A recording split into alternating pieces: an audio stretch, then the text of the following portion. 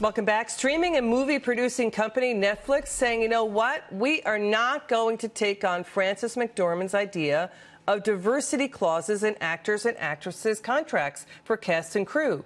CEO Reed Hastings saying he has no interest in it. The inclusion rider, that's what Francis McDormand talked about the night she won her Oscar.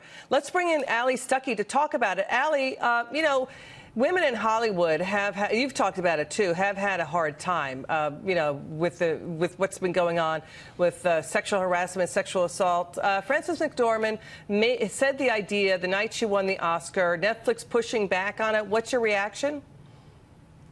I don't think that's necessarily the answer, certainly not to sexual assault and sexual harassment, creating some kind of superficial quota in which filmmakers, producers have to meet of representation and diversity. That it's going to put you in a situation in which you have to favor diversity over competence. And unfortunately, what we're seeing is that the entertainment industry, as well as Silicon Valley and really that whole section of California, is trying to push the world into which, in a world into which competence and qualifications and merit matter much less than the color of your skin and your gender. And I thought that we were trying to get away from that. I'm certainly not for it. As a woman, I would rather be hired because I am good. I would rather be recognized because I'm good. I'd rather win an award because I'm the best at something, not because of my gender. I find that very patronizing, and I think it's disappointing that Hollywood is leading the way in that. Yeah, it's a soft bigotry of, low expectations, right? So,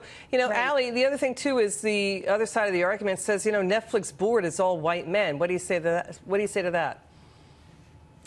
Well, I think that there's value in diversity, of course. I am excited every time a woman meets a precedent or breaks some kind of, proverbial glass ceiling or achieves an accomplishment. But I just don't see very much value inherently in diversity and representation alone. I would rather choose a board or really choose any employee or award anyone of something because of what they've done, not because of the color of their skin. I don't necessarily think that we can look at the board of Netflix and say that they are wrong or discriminatory or racist simply because of the color of the skin of their board members. Allie Beth, say you're running a business, would you hire someone who has that kind of a clause in their contract?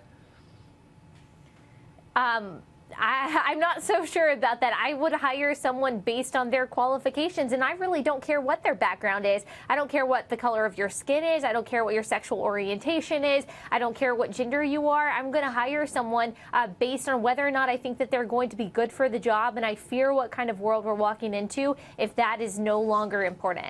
Critics now saying ABC's handling of the Oscars may be to blame for its historic low ratings. How come Americans are not tuning in? Because I think Americans on both sides of the aisle see that Hollywood is completely disconnected from them. And I think they're tired of being virtue signaled by people that have no virtues, of being told that we can't have guns by people that are protected by armed guards, being told that we have to give amnesty to illegal immigrants by people who live in gated communities, being told that we need to save the environment by people who insist on flying on private jets. I think everyone sees the hypocrisy. Allie Stuckey, we love having you on. Come back soon.